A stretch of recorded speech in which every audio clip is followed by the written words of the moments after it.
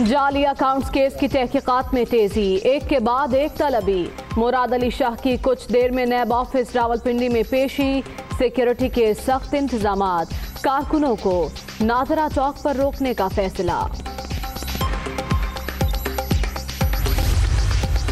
Thar coal authority में अरबों रुपए की करप्शन का केस, ऑडिट रिपोर्ट पेश क्यों नहीं की? सुप्रीम कोर्ट सिंध हुकूमत पर बरहम, वज़ीर आला से जवाब तलब। सारे पैसे जेबों में गए, जस्टिस गुलजार अहमद के रिमार्क्स।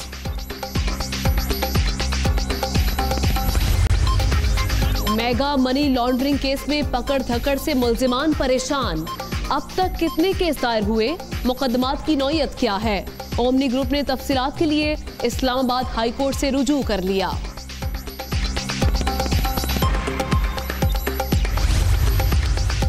पाकिस्तान और FATF के मुज़ाकरात का आज से इस्लामाबाद में आगाज। मनी लॉन्ड्रिंग की रोकथाम, जाली बैंक अकाउंट्स के खिलाफ कार्रवाइयां और दीगर इक़दामात पर ब्रीफ किया जाएगा।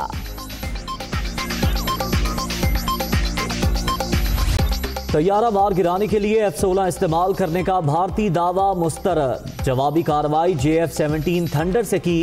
एक्शन की फुटेज मौजूद। पाकिस्तान के हाथ बांधकर भारत को खुला नहीं छोड़ा जा सकता।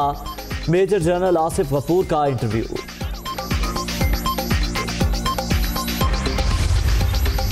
बलोचिस्तान के इलाके हरनाई में बारिशों के बायस लैंडस्लाइडिंग।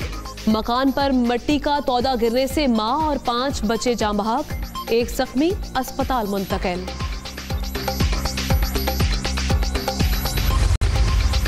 डहरकी से मुबैना अगवा हिंदू लड़कियों की आज Lahore high court Bahawalpur bench में पेशी।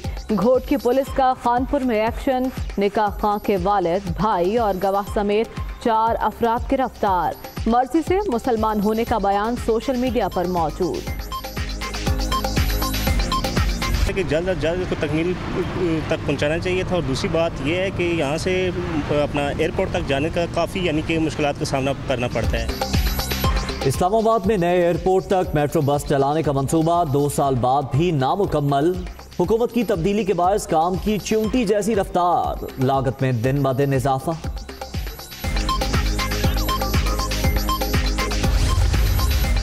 खैबर पख्तूनख्वा में सरकारी इदारे रेलवे की हजारों कनाल अराजी पर काबिज।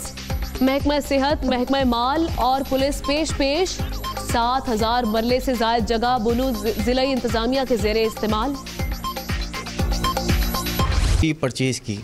परचेज़ करने के बाद हम यहाँ जगह पर पहुँचे, हमने लोगों को ट्रेस किया, जगह पर पहुँच के इसमें फैमिली इन्वॉल्व है, पूरी इनकी लेडीज़ इसमें इन्वॉल्व है। और ये सारी ड्रग्स यूनिवर्सिटी, कॉलेज, इंस्टीट्यूट वगैरह में बेची जाती है। कराची के तालीमी इदारों में गैर मुल्की मुनशियात की फरोख्त का धंधा। एक्साइज एंड नारकोटिक्स फोर्स का असूरा में कैमरों की मौजूदगी में छापा। बंगले में वीट की काश्त का इंकशाफ। गिरोह के कारिंदे फरार।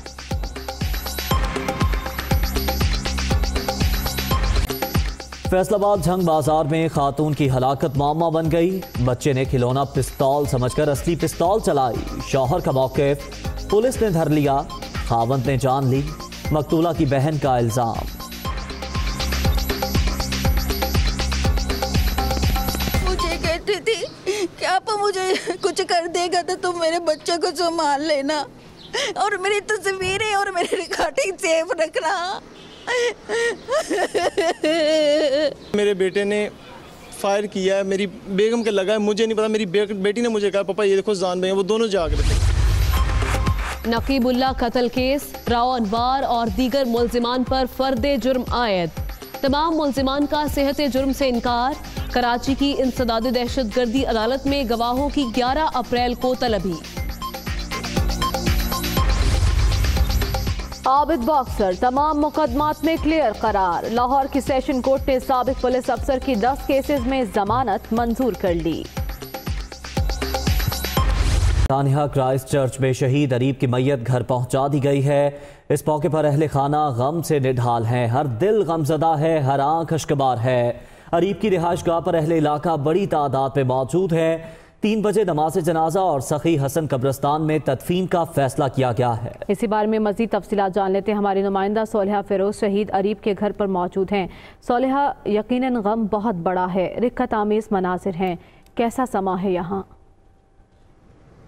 जी बिल्कुल, सुबह से ताज्जुब करने वालों का यहाँ पर तांता बंधा हुआ है। बहुत अफसोसनाक मनाजिर जो है वो देखने में आ रहे हैं। अब से कुछ देर पहले 26 साला अरीब जो कि न्यूजीलैंड में शहीद हुए थे, उनका जस्ते खाकी उनकी रिहाइश गाह पर पहुँचा दिया गया है। इस वक्त अरीब के घर वाले जो हैं वो गम से निढाल हैं। वालदा की हालत बहुत ही ज़्यादा हसास है। यकीनी तौर पर जाहिर सी बात है, इकलौते बेटे थे अरीब, बहुत सारी उम्मीदें जो है अरीब से जुड़ी हुई थी, अपने वालिद का सहारा थे अरीब, तो एक ब्राइट फ्यूचर के लिए वो न्यूजीलैंड वहाँ पर गए थे। 1.5 साल से न्यूजीलैंड में वहाँ पर चार्टर्ड अकाउंटेंट की हैसियत से वहाँ पर काम कर रहे थे। रोज़ाना मामूल के मुताबिक बहुत ही ज़्यादा खुशगवार मूड पर जो है अरीब से बात होती थी, लेकिन क्या खबर थी ये जो है हादसा पेश आ जाएगा और अरीब जो है सबकी आंखों को नम करके इस दुनिया से रुखसत हो जाएंगे। इस वक्त मेरे साथ मौजूद हैं अरीब के मामू, इनसे बात करने की कोशिश करेंगे। जी क्या कहना चाहेंगे, कैसे भांजे थे आपके? ये तो ऐसा भांजा मेरे ख़ानदान में कोई इसके मुकाबले का कोई भी नहीं है और माशाल्लाह ये वहाँ तकरीबन 2.25 साल से वहाँ थे। अच्छा। तो अभी हमें इसकी जनाजा हम रिसीव किया, हमने एयरपोर्ट से लेके आए अभी हम, क्योंकि ये वाक़या जो है वो 15 मार्च को पेश आया था। 15 मार्च से लेकर अब तक यकीनी तौर पर आपके शबो रोज़ बहुत ही ज़्यादा इज़्तिराब की हालत से गुजर रहे होंगे। तो इस वक्त वालदा की हालत कैसी है? बहन उनकी हालत ठीक नहीं है, ज़ाहिर है उनका बेटा उनके पास आया है, तो अभी वो बहुत ज़्यादा उनकी अच्छी हालत नहीं है। तो अरीब जो है वो कैसे थे, पढ़ने में कैसे थे, सबके साथ? CA उन्होंने किया था। चार्टर्ड अकाउंटेंट आपको पता है कैसे बनता है आदमी, कितनी मेहनत से बनता है, कितनी जिद्दोजहद से बनता है, और उसकी जॉब बड़ी अच्छी जगह वहाँ लगी थी, जो कि वहाँ दुश्मनों ने उस पर हमला किया और उसको शहीद कर दिया। अब हमारे पास है अरीब, हम ले आए उसको। जी बिल्कुल, मामू का यही कहना है कि 2.25 साल से जो है अरीब वहाँ पर जो है रह रहे थे, न्यूजीलैंड में चार्टर्ड अकाउंटेंट की हैसियत से काम कर रहे थे। वालदा की हालत हसास है, जबकि बहन के साथ बहुत ही ज़्यादा फ्रेंडली थे। रोज़ाना दोस्तों से, बहन से, कज़न से एक बातचीत होती थी ग्रुप्स पर, और ये गम सारी ज़िंदगी नहीं भुलाया जा सकता। बहुत शुक्रिया सोलिया, आपने अपडेट किया। आपको बताएं कि अरीब का जस्ते खाकी जब एयरपोर्ट पहुंचा तो उस मौके पर गवर्नर सिंध इमरान इस्माइल भी वहां पर मौजूद थे।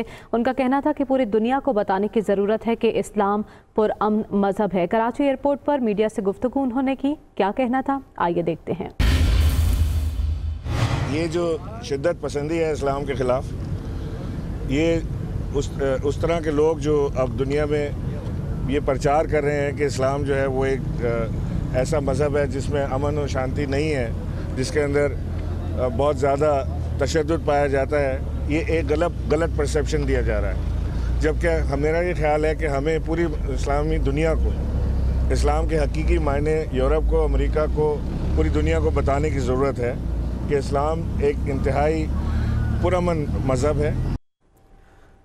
इस मौके पर मेयर कराची वसीम अख्तर ने कहा है कि हमें भी इस न्यूजीलैंड वाक़े से सबक हासिल करना चाहिए। उन्होंने मजीद क्या कहा आइए देखते हैं।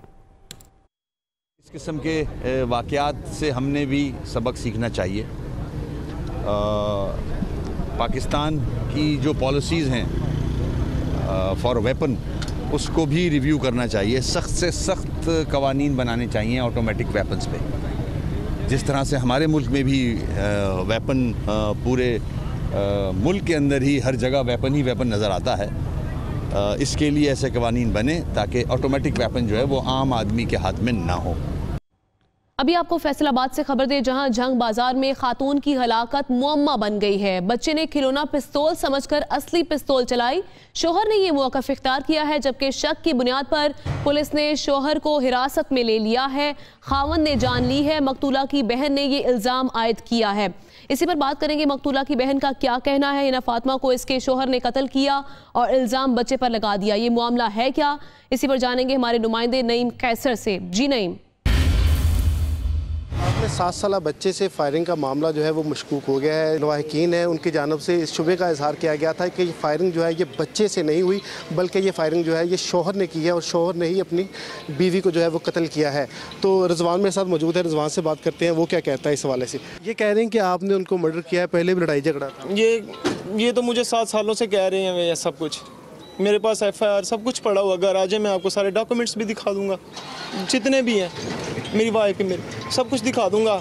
ये तो मुझे 8 साल से मार रहे हैं, वो तो मुझे रब ही बचा रहा है, कोई ऐसी बात नहीं। मेरे बच्चों से आप पूछ सकते हैं, आगे बच्चे मेरे छोटे हैं, सब कुछ बता सकते हैं। यहाँ पर जो उसकी नौशीन सिस्टर जो है वो मेरे साथ मौजूद है, उनसे बात करेंगे वो क्या कहती हैं इस हवाले से। मेरी बहन ने आज से 1.5 साल पहले इन्होंने मेरी बहन पे फायरिंग की थी और इसके बड़े भाई ने मेरी बहन को बहुत मारा था और मेरी बहन दुपट्टे के बगैर मेरे घर भी आ गई थी और मेरी बहन अपनी तस्वीरें व्हाट्सएप और काटे भेजा करती थी मुझे इसके जिस औरत के साथ, क्योंकि ये अनपढ़ है, मेरी बहन परी हुई थी, इसकी रिकॉर्डिंगें सेव करके मुझे सेंड किया करती थी कि इसके गैर औरतों के साथ ताल्लुकात है और मुझे बहुत मारता है इस बात पे जब मैं पूछती हूँ, क्योंकि बच्चों का ये कुछ पूरा नहीं कर सकता तो हम करते थे।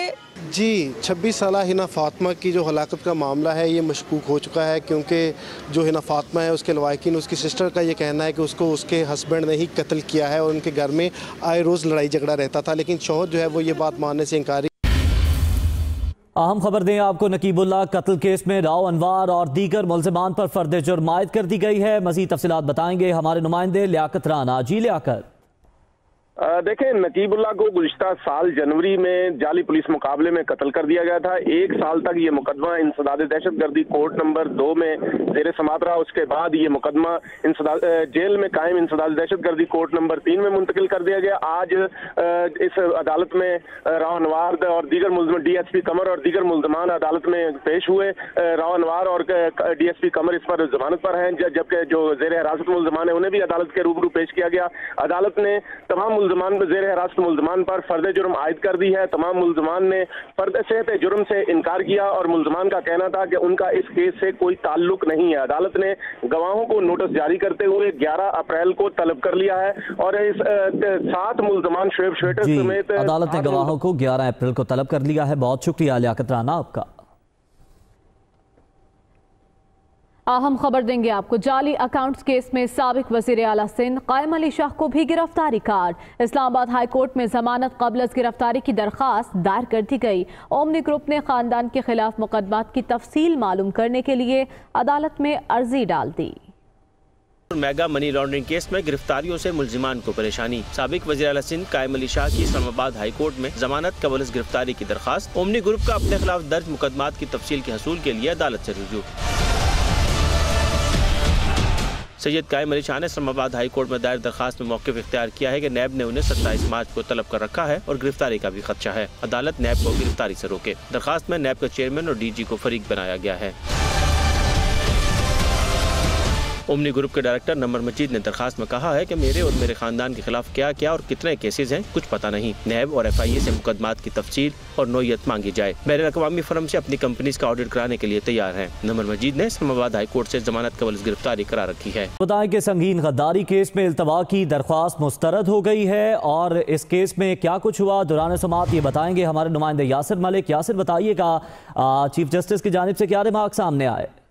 जी बिल्कुल, परवेज मुशर्रफ संगीन गद्दारी केस की समाअत चीफ जस्टिस की सरबराही में 3 रुकनी बेंच ने की और अदालत ने परवेज मुशर्रफ के सामने 3 ऑप्शन जो है वो रखे हैं। एक ऑप्शन है कि परवेज मुशर्रफ आइंदा समाअत पर पेश हो। दूसरा ऑप्शन है परवेज मुशर्रफ वीडियो लिंक के जरिए बयान रिकॉर्ड करवाएं।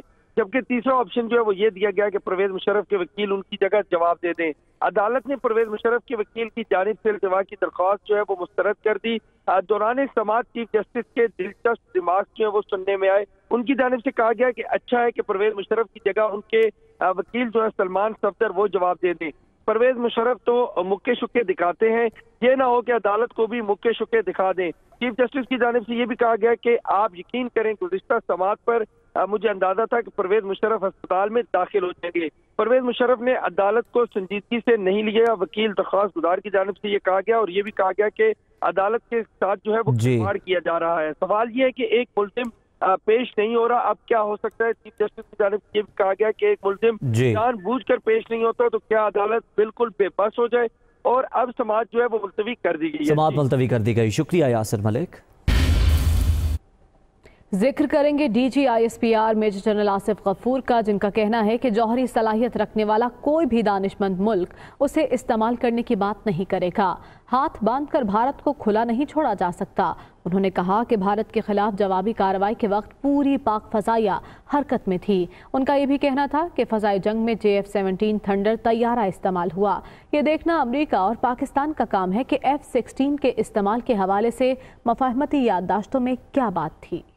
तारे तैयारे फिजा में थे, फुटेज मौजूद है। F-16 का मामला हम और अमेरिका देखेंगे। DG ISPR का रूसी खबर रसां इदारे को interview. Major general Asif Ghafoor ने रूसी खबर रसां इदारे को इंटरव्यू देते हुए कहा, हम 1998 में एलानिया जौहरी ताकत बने जैसा कि भारत भी है। हमारा मौक़िफ़ है कि जौहरी सलाहियत दो रियासतों में रवायती जंग का इम्कान खत्म कर देती है। जौहरी सलाहियत रखने वाला कोई भी दानिशमंद मुल्क इसे इस्तेमाल करने की बात नहीं करेगा। ये कहा जा सकता है कि ये मज़ाहमती हथियार और सियासी चॉइस है।